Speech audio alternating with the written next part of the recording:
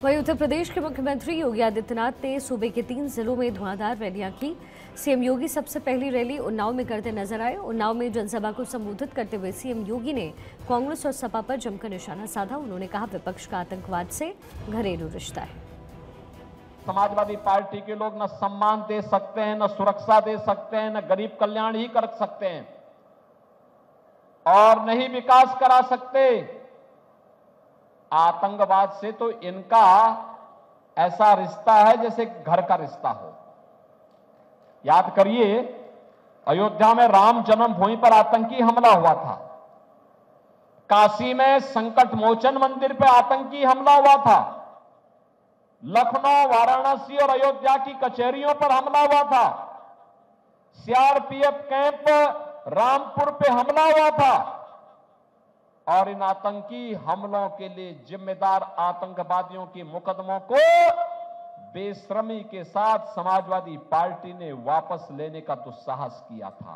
जो राम का विरोधी है वह हमारा विरोधी है, चाहे वह हमारा सगा ही क्यों न हो। अगर वह राम का विरोध कर रहा, हम उसके खिलाफ खड़े होंगे। कांग्रेस और सपा का तो इतिहास ही राम का विरोध करने का है ना। कहते थे राम हुए ही नहीं। क्या कहते थे? कहते थे राम हुए ही नहीं। क्या कहते थे? कि अयोध्या में कोई परिंदा भी नहीं पर मार सकता। और आज जब अयोध्या में रामलला विराजमान हो गए तो अब इनके स्वर बदल गए। कहते राम तो सबके हैं। ये दोहरा चरित्र इन लोगों का है। बहनों और भाइयों, इन पे कभी विश्वास मत करना। अब इसके बाद सीएम योगी ने हरदोई में जनसभा को संबोधित किया और इस दौरान उन्होंने कहा कि पूरे देश से एक ही आवाज आ रही है, जो राम को लाए हैं हम उनको लाएंगे। सीएम योगी ने यह भी कहा कि एक तरफ राम भक्त हैं तो वहीं दूसरी तरफ राम विरोधी हैं। पूरे देश के अंदर जो स्वर गूंज रहा है, दो ही स्वर गूंज रहे हैं।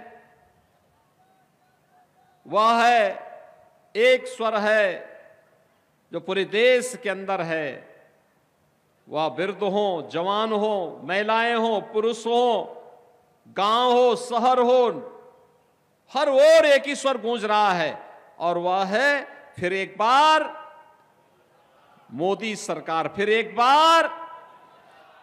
बार मोदी सरकार। और लोग पूछते हैं कि मोदी सरकार क्यों?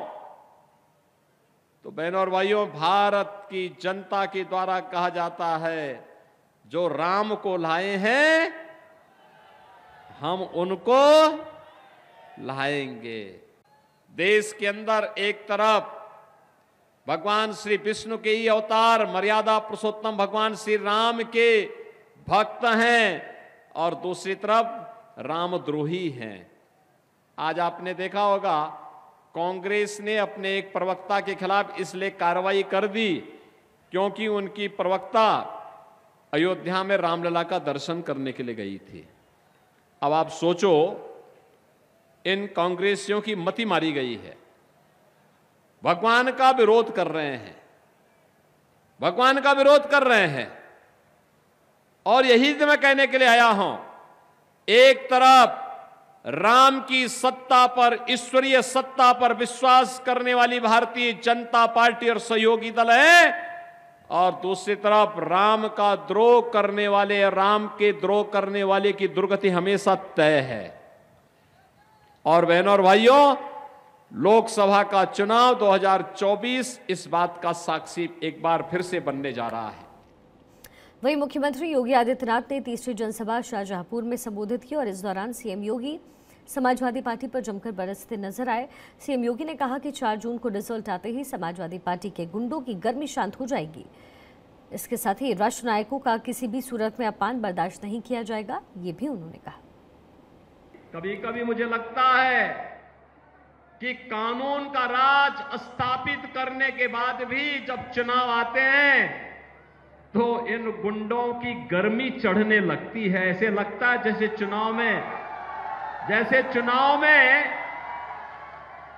चुनाव आते ही इनको लगने लगता है कि जैसे अब ये लोग फिर से जनता पे अपना कहर ढाने लग जाएंगे। लेकिन इनकी गफलत है ये भारतीय जनता पार्टी जनता जनार्दन के आशीर्वाद से उनकी सेवा करते हुए प्रधानमंत्री मोदी जी के नेतृत्व में लगातार कार्य कर रही है और